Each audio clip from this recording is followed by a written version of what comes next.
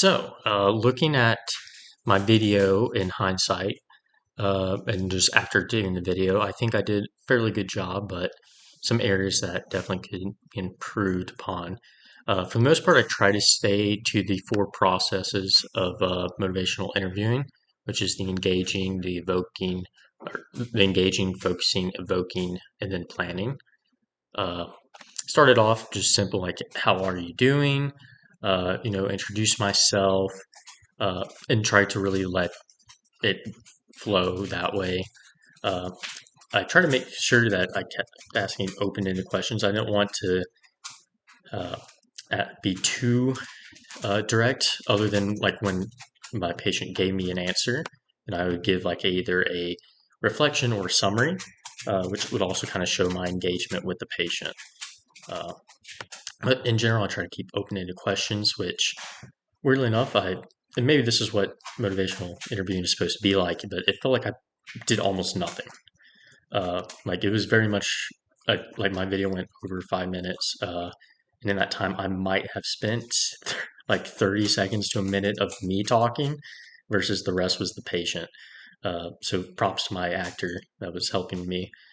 Uh, Definitely felt very patient led, which I think is good. I think for improvement, I feel like the flow of my questions could have been better. Uh, I asked about how family is important to her and then went into the problem. Uh, it just felt a little awkward to me because I was trying to ask open-ended questions, but I was trying to like elicit her motivation. So like her family's her motivation. Try to use that and then build it into the problem, asking her the open-ended question of, what do you think the problem is? Uh, or like, why do you think you aren't seeing success? And then I try to stay solution based by then asking her, what do you think we could do to do better? Uh, and for the most part, I felt it went well. I feel like it could have gone better though. Uh, like the family question in the middle was the one that really got me, and I felt a little stuck on.